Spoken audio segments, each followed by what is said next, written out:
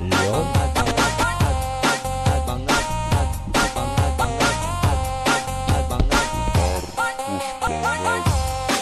Yun, magandang hapon po sa inyong lahat. Ito na naman po ang inyong kaibigan, kapatid, pinaka fake news sa lahat ng mga fake news sa balat ng YouTube.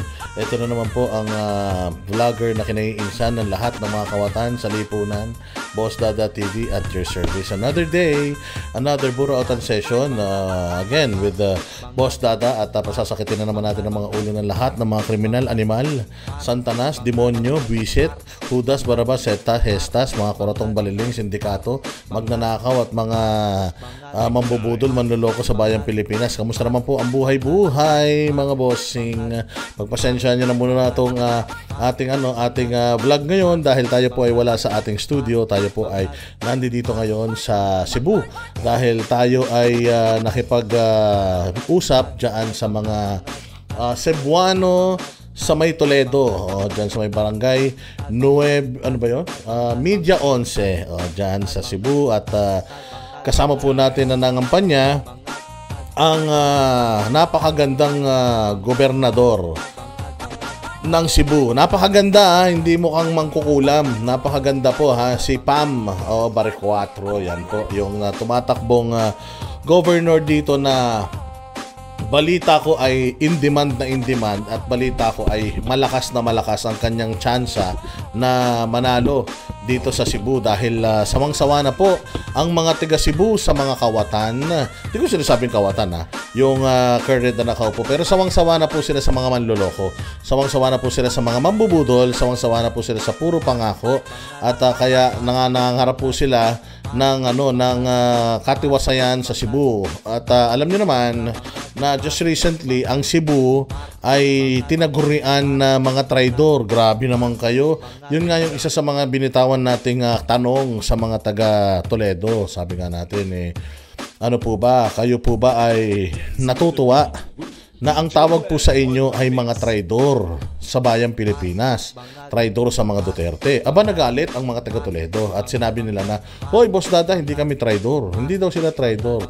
Sabi ko, ang problema kasi yung mga politiko nyo dito, yung mga congressman ninyo, yung mga gobernador ninyo, yung mga nakikisimpatya sa mga Marcos. Dati kasi in-endorse yan ng mga Duterte. Katibayan or katunayan, ito nga pong si Inday Sara, isa po sa mga ginamit nila para mabudol si BP Sara. Kasi nga ang Cebu supposedly ang sister city ng Davao, ang Cebu City. Sister city ng Davao yan. So parang magkapatid ang mga Davaoenyo at mga Cebuanon. Kaya lang nagtataka tayo dahil nitong mga huling panahon na ang mga Duterte ay nangangailangan ng suporta at tulong, tila mo yung mga taga Cebu pa ang unang-unang nagtaksil at nagtraidor sa kanila. Yung congressman dito na asawa ng congressman na si Frasco na pumirma din sa impeachment ni VP Sara, kung hindi ako nagkakamali, itong kanyang asawa na si yung nasa tourism na si Frasco ay dating spokesperson ni VP Sara. So talagang close na close itong mga Duterte sa mga Garcia dito sa Cebu. Kaya nga, sabi ko nga sa inyo, naging sister town sila or sister city sila. So nakakapagtaka lang na lahat ng yon ay biglang naglaho dahil lamang sa ang nakaupo ngayon, mas makapangyarihan, mas kinampihan netong pinagkatiwalaan ng mga Duterte na sister city at sister town pa man din. So katulad nga ng lagi natin sinasabi, etong mga taga Cebu, parang lumalabas tuloy na lahat ng mga taga Cebu, dahil sa leader nila sa Cebu na traidor, lahat ng mga taga Cebu ganun na. Lahat ng mga taga Cebu mga traidor na sa bayang Pilipinas, lalong-lalo na sa mga Duterte. Kagahapon, yun ang tinanong natin sa mga taga Cebu. Kayo po ba ay traidor? Nag-traidor po ba kayong mga taga Cebu kay Pangulong Duterte? Sabi nila hindi kami nag-traidor. Sabi ko, so ang nag-traidor sa mga Duterte yung mga kaibigan ng mga Duterte na mga pinuno ninyo dito sa Cebu, which is yang gobernador ninyo at saka yung congressman ninyo at saka yung asawa ng congressman ninyo. Sabi ko. So sabi nila, oo, so hindi kami damay dyan. Yun ang masaklap. Yun ang pinakapangit sa lahat. Na katulad niyan, yung Solid North, tinan mo, dahil sa kabumbuhan nito ni Bongbong, dahil sa katarantaduhan nito ni Bongbong, dahil sa kamangmangan, excuse me po, dahil sa kamangmangan nito ni Bongbong, ano ang itsura ngayon ng mga taga North? Ano ang perception ng tao sa mga taga North? Na lahat ng mga Ilocano ngayon tuloy, buang, lahat ng mga Ilocano parang wala nang isang salita, sinungaling, 'di ba? Meron nang stereotype or pag-stereotype sa mga Ilocano ng mga kuripot. Diyos ko po, nadagdagan pa. Ang mga Ilocano daw ngayon ay parang si Bongbong Marcos, dahil si Bongbong Marcos ang Ilocano, representante ng mga Ilocano, lumalabas tuloy ng mga Ilocano sinungaling, walang isang salita at parang sinto-sinto, hindi ba? So ganun din sa Cebu. Parang lumalabas dahil ang inyong mga pinuno na pinili ay mga traidor, lumalabas para na rin kayo mga traidor. Ganun talaga yun. Kasi nga, you choose who's gonna be your representative sa inyong town. So if you chose, let's say, a corrupt governor, a corrupt congressman, a corrupt mayor, ibig sabihin corrupt din kayo. Kaya nga, yun yung sinasabi natin na kung ayaw ninyo na ma-stereotype at ma-generalize na mga traidor, dapat yung mga traidor sa bayan natin Pilipinas, wag na natin bigyan ng pagkakataon at ng mga tsansa na mai-represent tayo. Mamili po tayo ng tama. Itong darating na eleksyon, mga tama na talagang alam natin na iboboto, hindi magta-traidor sa mga Pilipino. Hindi ba? Sino pa? 'Di ba? Napunta sa bad light ang mga Kapampangan noong sumablay si Gloria Arroyo bilang isang presidente. 'Di ba, nasira ang mga Kapampangan. Naging proud ang mga Bisaya, naging proud ang mga taga Davao nung naging presidente si Pangulong Duterte, dahil nakita natin napakaganda ng representation ni Pangulong Duterte sa Davao. Kaya nga lumakas ang turismo ng Davao. Maraming mga tao ang nagpunta sa Davao at talagang to see for themselves whether okay ba talaga sa Davao, nakita nila na maganda talaga Davao, maganda patakaran sa Davao, maganda politika sa Davao, maganda ang atmosphere sa Davao. So, kung sino yung ibinoboto natin, that represents us. So, kung magtarantado itong mga ibinoto natin, inilagay natin dyan sa posisyon, ibig sabihin, tarantado din tayo bilang mga Pilipino. So, ano ngayon ang tingin ng mga tao sa mga Pilipino sa ibang bansa? Bibigyan ko kayo ng isang example. Na sirang-sira talaga ang mga Pilipino. Why? Just recently, etong Hungary, nag-pull out sila sa ICC. Nag-pull out ang Hungary sa ICC. Bakit sila nag-pull out sa ICC? Kasi bumisita sa kanila si Israel Prime Minister Netanyahu. And considering that ICC is a partner of Hungary and membro din sila ng Interpol, what Hungary did was umalis sila sa ICC para hindi mangyari or hindi i-demand sa Hungary yung nangyari kay Pangulong Duterte sa Pilipinas. 'Di ba? Patay na natin yung ating background music para mas makapag-intindihan tayo ng malalim. So the president of Iran went to Hungary, and Hungary, before accepting the president of Iran, which has crime against humanity warrant of arrest from ICC, they pulled out from ICC. So isa na namang malaking bansa ang nag-withdraw ng support sa ICC. Why? Because ayaw ng Hungary na ma-politicize sila. The president of Iran pumunta sa kanila as a friend. So kailangan nilang itrato as a friend itong presidente ng Iran. They can actually decline itong presidente ng Iran na merong crime against humanity na case sa ICC. But Hungary accepted itong Prime Minister ng Iran. Inaccept nila because wala silang pake sa kung ano ang politika ng ICC. This person is coming in as a friend, therefore we should treat him as a friend. And we know that since we are partners with ICC, they will demand na isuko natin si Netanyahu. Kaya sabi nga nila, I'd rather be friends with Israel than be friends with ICC na wala naman talagang kwenta. Magkakaroon lang naman talaga ng kwenta ang ICC kapag ang isang bansa ay wala nang umaandar na judicial system.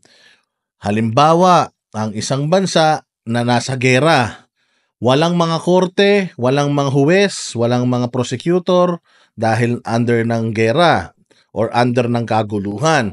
Diyan po papasok ang ICC bilang korte ng bansa na yan. So hanggat ang iyong bansa ay may gumaganang justice system, even if you are a partner or a member of the ICC, wala silang jurisdiction sa'yo. Again, so long as yung justice system mo is working, wala silang jurisdiction sa'yo. So, mas pinili ng Hungary ang friendship with Israel than being a member of this ICC na sa totoo lang, wala naman talagang kwenta. Wala talaga.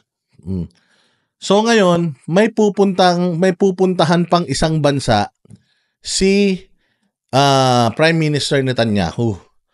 At ngayon pa lang, yung pupuntahang bansa na yun ni Netanyahu, even if they are a member of ICC, sinabi nung bansa na ito na we will not surrender President or Prime Minister Netanyahu to ICC. As early as now, we are telling you we are not gonna do it for you. So, ano ang nagiging itsura ngayon ng Pilipinas sa buong mundo? Traidor talaga tayo. Sabi ko nga sa inyo, the reason why ang Hungary nag-pull out sa ICC, it's because ayaw nila na i-pressure sila ng ICC. Maaano sila maihahalin tulad sila sa Pilipinas eh. And Hungary, ayaw nila na maahalin tulad sila sa Pilipinas na traidor. Imagine niyo Hungary, Israel, hindi naman yan magkapatid na bansa. Magkaibang lahi naman yan. Magkaibang nationality yan. Pero hindi nila isusuko si Netanyahu. At para hindi sila i-pressure ng ICC, agad-agad silang kumalas. At itong bansang pupuntahan na susunod ni Netanyahu ay nagsabi na hindi namin siya isusurrender. Imagine, anong tingin nitong mga bansa na ito sa atin? Ganon katindi yung impact nitong ginawa ni Bongbong Marcos sa pagsuko kay Duterte. Ganon kalaki ang impact nito sa ibang bansa, sa ibang mga kontinente dito sa mundo. Nakatingin sila sa atin as para tayong mga traidor na sarili nating lahi, hindi tayo miyembro. Isinuko natin si Pangulong Duterte dahil lang sa politika. Hindi ba? Nagigets niyo yung ibig kong sabihin? Hungary pulled out. Yung isang bansa nagsalita na sila, will not cooperate even if they're a member. Hindi tayo member. At kalahi pa natin yung ipinadala natin doon. Di ba? Gaano tayo katarantado? Tama? Ganun ang tingin sa atin ng mga international community ngayon na ang Pilipinas tarantado. So dahil tatanga-tanga tayo na ibinoto natin yung tarantadong namumuno sa Pilipinas, na ang tingin ng ibang bansa sa kanya ay tarantado for giving up his own citizen even if he is not a member of the Rome Statute anymore, ito ngang mga ito na hindi nila kalahi, hindi nila ibinibigay, kaya si Hodang mag-pull out sila, tapos tayo, sarili nating lahi ibinigay natin. Di ba gago? So ganun kadumi ang tingin ng ibang lahi sa atin. Basura talaga ang Pilipinas dahil sa basurang presidente natin. Lahat tayo, dahil tayo yung mga Pilipino, damay sa katarantaduhan na yan. Iniisip ng ibang bansa na traidor ang leader, pati yung mga nasa ano niyan. In general, ganun na rin tayo. Kaya nga napakaganda nung resistance. Napakaganda nung refusal natin to be branded as Filipinos under Marcos. Because ako, personally, I have fired him a long time ago. Being a Filipino, I don't like him to be my president. Therefore, I fired him. I am firing him. Sinisisante ko na siya. Kaya lang, wala naman akong lakas kasi mag-isa lang ako. So itong pinakikita natin na mga pagtitipon-tipon sa buong Pilipinas na walang patid, simula nung hinuli si Pangulong Duterte, pati sa ibang bansa, yung pagpapakita natin ng suporta, it's a form of resistance at sinasabi natin sa buong mundo, isinisigaw natin sa buong mundo na yes, we are Filipinos from the Philippines being governed by this stupid president. We denounce yung mga kahayupang ginagawa niya sa bayan namin Pilipinas. We denounce at ayaw namin, we abhor etong mga pagtatraidor na ginagawa nila sa lahing Pilipino. So napakaganda nitong pinapakita natin because if we will not at least say something, we are part of the scam. Kung nakikita na natin yung krimen pero hindi tayo nagsasalita, we are a part of the crime. Kaya salamat sa lahat ng mga Pilipino na sa buong Pilipinas at sa buong mundo nagpapakita that we are not part of this treachery na ginagawa ng administrasyon ngayon. So again, nakakadiri ang tingin sa mga Pilipino netong mga bansa na ito, 'di ba? Nakaraan nga may hamon ako eh. Since si President Duterte ay ating kalahi bilang Pilipino at dahil sa tumatano kayo ng adherence sa inyong sa Interpol, inyong partnership with Interpol, dahil sa partnership nyo with Interpol, kailangan nyo ipamigay yung mga kalahi ninyo. Pag nagpunta dito si Netanyahu, dapat ipahuli nyo din. Para fair, kasi kung yung kalahi nyo nga ipinahuli nyo, ito pa kaya. Kaya nga sana, bisitahin tayo dito ni Netanyahu. Bisitahin lang tayo rito. Para lang makita natin kung talaga bang may bayag itong gobyerno natin na ipahuli si Netanyahu. Kung ito nga si Pangulong Duterte, pinahuli nila, kalahi nila si Netanyahu pa. Wala naman tayo sigurong wala naman siguro tayong wala namang pinanghahawakan siguro sa ating malupit yang na yan, bansa na yan, tama ba? So yun lang ang masasabi natin dito sa mga issues. At kaya nga, bakit ko na i-connecta yun sa Cebu at bakit ko na i-connecta yun sa Davao? Kasi kung sino yung leader nung bayang Pilipinas, yun yung nagre-represent sa'yo. Kung tarantado tanga yun, lahat kayo ganun na. Sa Cebu, naging mga traidor yung mga taga Cebu dahil traidor si Gwen Garcia sa mga Duterte. Kaya parang lahat na rin sila traidor. Mabuti na lang mga taga Cebu, lumalabas sila, nagpapakita sila ng suporta sa mga Duterte. So, ibig sabihin, hindi kami traidor mga taga Cebu. Ang traidor dito, yung mga iniloklok namin sa posisyon. Sila Frasco, sila Gwen Garcia, yan ang mga traidor. Pero kami, bilang mga taga rito sa Cebu, kami ay Duterte. Grabe, ang lakas ng panawagan nila talaga sa mga Duterte at ang lakas ng kanilang yung pangangampanya. Sabi nga nila, klaro kaayo.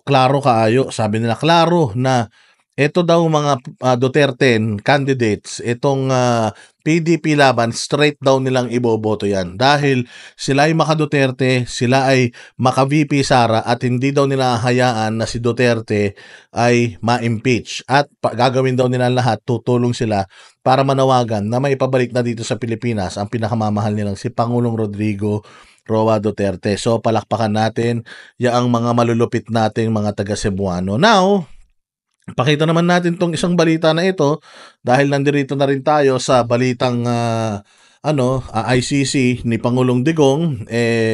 Ito daw si VP Sara ay naniniwala, mga bossing, na ito daw tawag din ito daw Senate inquiry ni Amy Marcos ay wala nang maitutulong sa kaso ng tatay niya. Ito, pakinggan natin itong balitang ito. Ang mga taga-suporta ni dating Pangulong Rodrigo Duterte sa labas ng International Criminal Court o ICC. At live mula sa The Hague, Netherlands, nasa frontline ng balitang yan, si Mon Gualvez. Mon, ano ang kanilang panawagan dyan sa The Hague? Andre, gaya pa rin ng dati, talagang nais nila at panawagan nila mapalaya si dating Pangulong Rodrigo Duterte papauwi dyan sa Pilipinas. Pero hindi lamang demonstrasyon ang ginagawa ng grupong ito nasa likod ko ngayon, nasa labas lamang ng ICC Detention Center, kundi meron din mga kantahan at kainan dito sa parke. At samantala, nakatakda na umuwi sa Pilipinas si Vice President Sara Duterte mula sa pananatili rin dito sa The Hague, Netherlands. Ay, tatay! Ipinarinig ni Vice President Sara Duterte sa amang si dating Pangulong Rodrigo Duterte ang hiyawan ng mga taga-suportang araw-araw nag-aabang sa labas ng ICC Detention Center sa The Hague, Netherlands. Hindi nakaschedule bumisita kahapon ang Vice Presidente pero piniyagan siyang makausap ang ama sa telepono na tumagal ng mahigit kalahating oras. Nagtanong siya, sabi niya, merong mga kababayan sa labas. Sinabi niya, please extend them my thank you. We all hope for the best, and everything I did for my country, whether that statement is acceptable or not. Nababahala raw. Totoo yan. Whatever I did for my country. So, these so-called killings of drug personalities, these criminals, this is really a part of a job ng isang presidente. Kaya nga pinagtatawanan tayo talaga sa buong mundo. How can adhering to your mandate is a crime against humanity? Paanong nangyari na ang pagtupad mo sa iyong tungkulin na pangalagaan ang iyong citizens from this criminal and in the process killing them, naging crime against humanity? And when pa naging crime against humanity, yung 30,000 or mali, yung 43 na namatay in 9 years. Nasaan yung 30,000 na pinagmamalaki nila? Tapos ngayon, pupunta sila sa NBI, magsasalita sila sa NBI na ipapakulong yung mga bumubuli daw di umano doon sa kanilang mga testigo. Ano lang ba naman ang sinasabi ng mga tao sa mga testigo nila? Totoo ba talaga kayong biktima? O yung mga anak ninyo, asawa ninyo, mas maraming nabiktima? Kasi again, merong mga nabibiktima itong mga adik na ito. Kung ikaw ay pusher, ilang buhay na ang nasira mo? Isang buhay ka lang pero ilang buhay na yung sinira noong pagtitinda mo ng drugs at ilang taon ka na sa propesyon na pagtitinda ng droga. Gano'n ang karaming pamilya ang sinira mo. Tapos ngayon, magrereklamo kayo na yung kredibilidad ng mga testigo ninyo ay kine-question ng mga netizen, magdedemanda kayo. Aba, ano na yan? Paglabag na rin yan sa karapatan ng bawat Pilipino to scrutinize yung mga balitang nakikita nila. Kasi sabi nga natin, i-challenge ninyo lahat ng mga balitang nakikita ninyo. I-challenge ninyo. And then, makikita ninyo, sino ba talaga nagsasabi ng totoo? Abay, kung bawal na silang i-challenge, bawal na silang tanungin, bawal na silang i-content, anong klaseng demokrasya meron tayo sa Pilipinas? Laraw ang pamilya Duterte at mga doktor nito sa Pilipinas dahil hindi umano pinayagang ipasok ang mga gamot ng dating Pangulo sa loob ng detention center. Pero siniguro naman daw ng mga medical personnel ng ICC na nakatutok sila sa kalusugan ng dating Pangulo. Of course, worried tayo, diba? But we just have to trust them that they are professionals, no? At alam nila kung anong ginagawa nila. Unlike daw sa Pilipinas at sa Amerika na mahilig magbigay ng gamot ang doktor, dito daw sa Netherlands, hindi daw ganyan yung doktor. Yes, very very conservative sila sa gamot. Ayon kay VP Sara, pabalik na siya ng Pilipinas matapos may sumite ang kinakailangan dokumento para sa mga tatayong abogado ng kanyang ama. Tiniyak naman niyang galing sa sariling bulsa ang perang ginigastos nila. Dagdag pa niya, hindi na rin nila kailangan pang humingi ng tulong sa iba. Napag-usapan namin magkakapatid na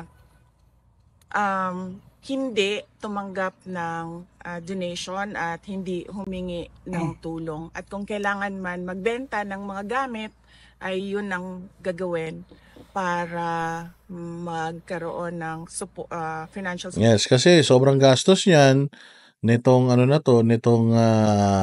kaso na to, nasa ibang bansa pa. Kaya nga yabang-yabang nito ni Torre na pwede rin man siyang bisitahin sa Dahig. Tarantado talaga eh. Akala niya ganun-ganun lang bumisita sa Dahig. Kita mo nga yung mga anak, hindi masyado nakakabisita oh. Sobrang hirap. Kaya nga tangin natin si Torre, loko-loko kasi talaga to eh. So sana binigyan mo ng due process yan, di sana hindi ka nakapangabala ng sobra-sobra. Pero lintik to, magastos ito. And dito mo malalaman, corrupt ba talaga tong pamilya na to? Na-imagine magbibenta pa sila ng mga gamit kung kinakailangan para lang may pang-sustain sila dito. Hindi ba? So talagang if you tie corruption and drugs with the Dutertes, maling-mali ka talaga eh. Kasi pwede mong ibintang sa kanila lahat ng krimen na maisip mo, wag lang ang corruption at ang droga. Kasi nga, yun yung ayaw na ayaw nila at wala silang manifestations. Wala kang makikita sa kanilang luho.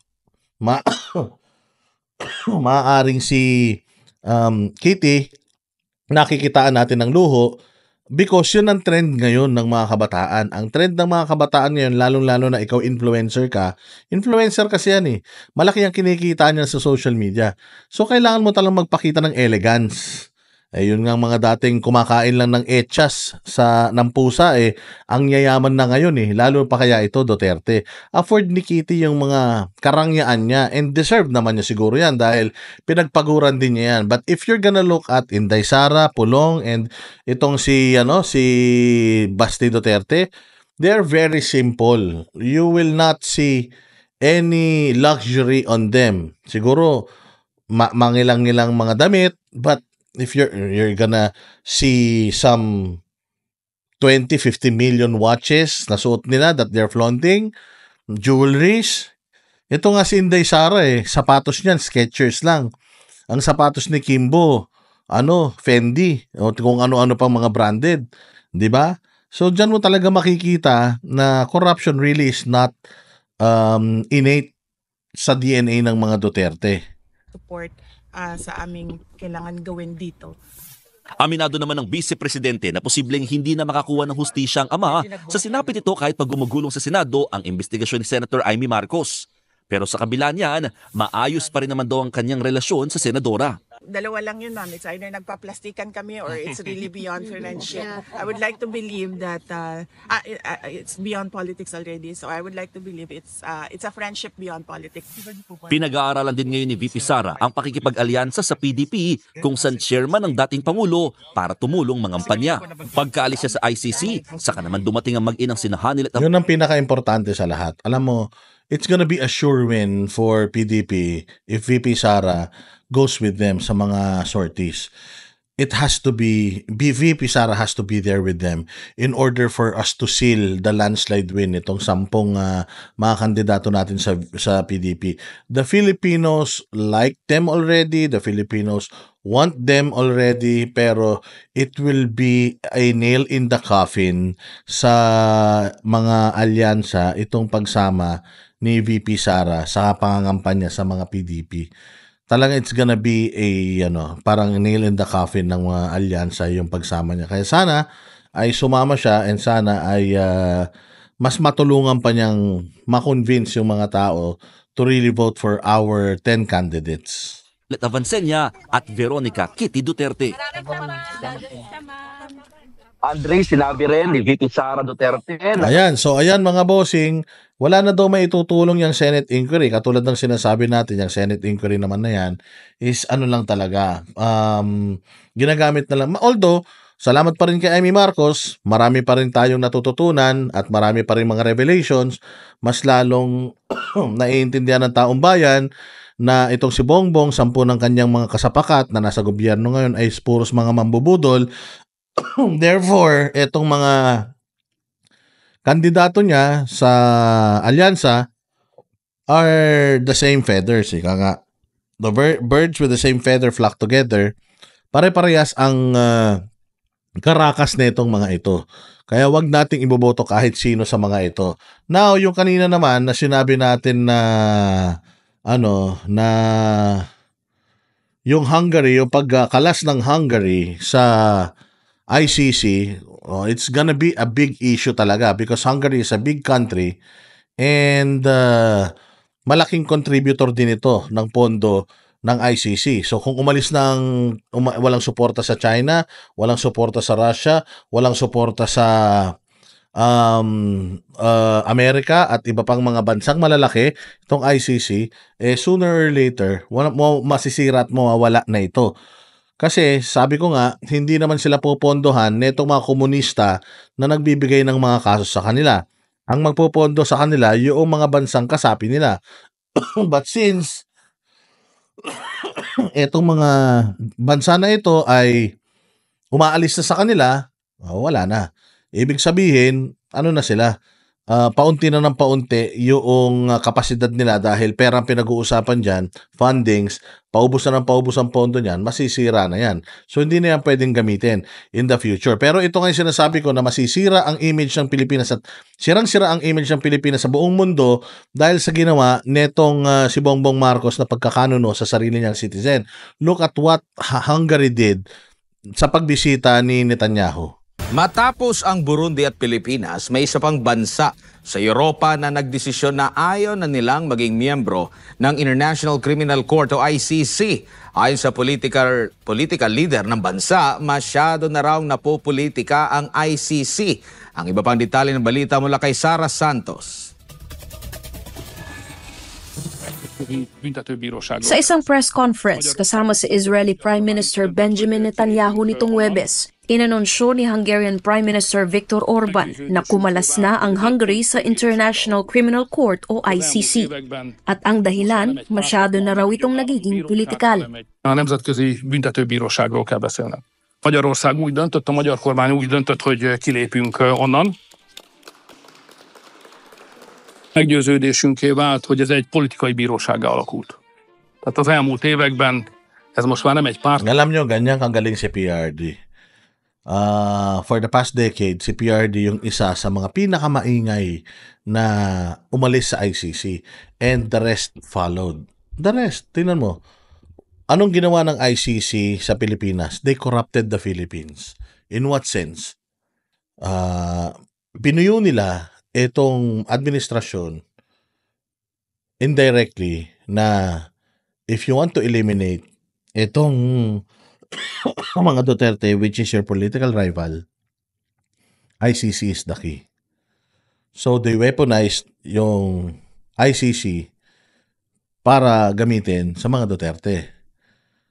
Kaya itong mga si Duterte, naramdaman niya na ito noon, na itong ICC na to is just is a legitimate political harasser. Umalis siya. So ang daming nagulat doon sa pag-alis niya.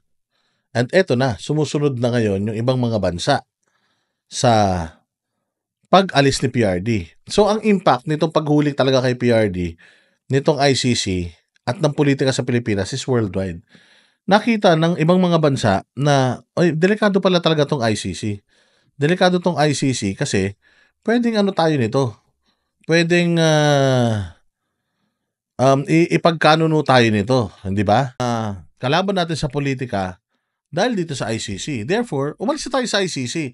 Before pang magamit or makorrupt ng ICC itong mga bansa natin at itong mga kalaban natin sa politika ay gamitin itong ICC para tayo naman yung sumunod na ipatapon doon. So, malaki talaga yung impact na ginawa na ito ni Bongbong. Malaking kabalbalan talaga at malaking kasiraan talaga ito sa mga Pilipino. Lalong-lalo sa kanya. Sa bagay, wala ka ng sisirain sa isang taong sira na. So nakikita natin na itong nangyari kay PRD, these world leaders na may mga kalaban ding politiko doesn't want na mangyari sa kanila yan. Kaya, as early as now, alis na tayo dito. Baka nga pati ang Interpol, umalis na rin sila dyan eh. Dahil baka katulad ng Pilipinas, wala nga tayong partnership with ICC, may partnership naman with Interpol. So sa Interpol tayo nag-adhere, pero sa ICC pa rin naman ang nakinabang, which is part ng pambubudol nila. So ang laki talaga ng impact ni Pangulong Duterte at nagsusunuran na rin yung ibang malalaking mga bansa sa desisyon na umalis na talaga sa ICC. So sooner or later, mamamatay itong ICC na ito. Sooner or later, si Pangulong Duterte may babalik talaga dito sa atin sa Pilipinas. Kita nyo, gano'n tayo ka-backwards? Ganito tayo ka-backwards, mga bossing. Ganito tayo ka-backwards. Etong mga kumag na mga makakaliwa, backwards yung mga yan eh. Tingnan mo, gustong-gusto nilang bumalik tayo sa ICC habang yung mga malalaking bansa nagda-divest na sa ICC. Ayaw na, umaalis na. Dahil nga, according to them, politika lang to. So, ba't nandiyan dyan ngayon si Pangulong Duterte? It's because also of politics. Mas lalong naging klaro sa ibang bansa na itong ICC ay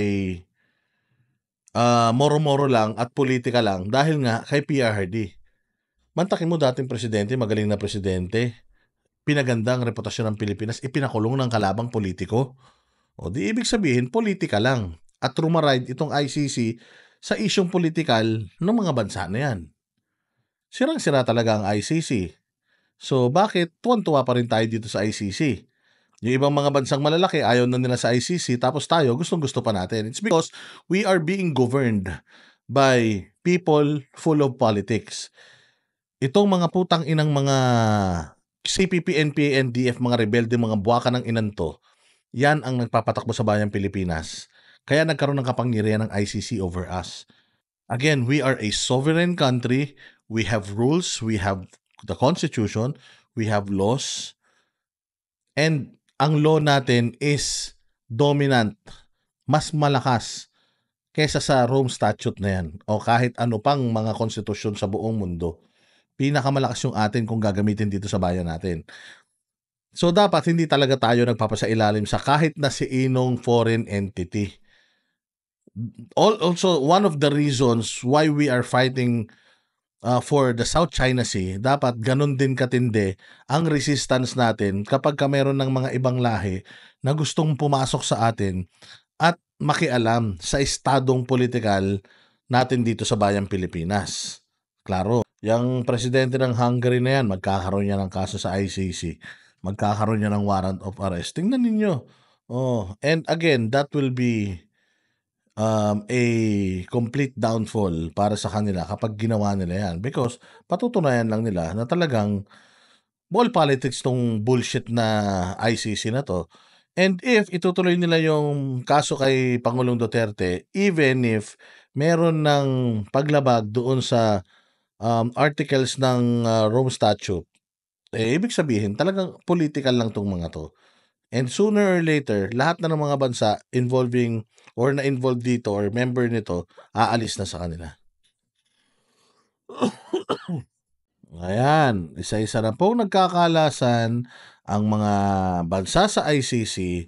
It's just a testament and a manifestation that this ICC, wala talagang ganap sa buhay natin, lalong-lalo na, wala talagang, wala talagang kwentang korte yan. So, kung ano man ang mga kasong kinakaharap ni Pangulong Duterte sa ICC, sigurado tayo na that's all politics and ma-weather natin yan. Nasisiguraduhin natin na itong ICC will come to their senses na ipapakita nila sa buong mundo at patutunayan nila in order for them to keep their fundings, in order for them to keep their power, patutunayan nila that they are not political. And since what happened to Pangulong Duterte is political, madidismiss ang kaso ni Pangulong Duterte na yan earlier than expected, mapapabalik siya sa Pilipinas at sampal yan sa pagmumukha ng lahat ng mga nagkatsabahan para traidorin ang bayang Pilipinas. And the day of reckoning will come at lahat nitong mga tao na to, which we all have a list, sisingilin natin. Sisingilin natin ang lahat ng ito. At itong isang pinakamadilim na yugto na ito sa ating bayan na mailalathala sa mga history books, hindi lang dito sa Pilipinas, pati sa ibang bansa, nandiyan ang mga muka ng mga hinayupak na yan. Maaring sa ngayon, kumikita kayo, maaring sa ngayon, masaya kayo, maaring sa ngayon, you are benefiting from it. Power is not forever. Mawawala din kayo dyan, and by then, pag siningil na kayo unang-una ng taong bayan and kung makalusot man kayo at langit na ang sumingil sa inyo, sigurado ako na kahit magsisi kayo, huli na ang lahat. So ipagpatuloy lang natin ang laban, ipakita natin sa buong mundo how much we resist to be part of this scam. Hindi po tayo part netong blunder na ito, hindi po tayo part netong corruption na ito. Let us resist. Let us use all our powers to tell this government how disgusted we are. To tell this government na enough is enough. At yung totoong never again starts now. Ngayong eleksyon, simulan natin yung totoong never again to Marcoses and his cohorts and his alyansa. Maraming salamat mga bossing. Mabuhay kayo. God bless us all and God bless the Philippines. Snappy salute sa inyong lahat. Kita-kita tayo ulit hanggang sa susunod na vlog.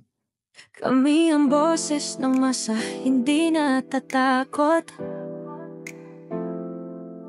Katotohanan lang, di kami nalulunod. Walang bahid ng sismis, lahat ay totoo. Kahit sino ka pa, pag mali ka babanatan ka. Walang pinipili kulay, wala kaming kinikilingan. Basta para sa bayan, kami lalaban. Pagdama palakpakan, pag mali banatan, di matitinag, di matatakot para sa bayan.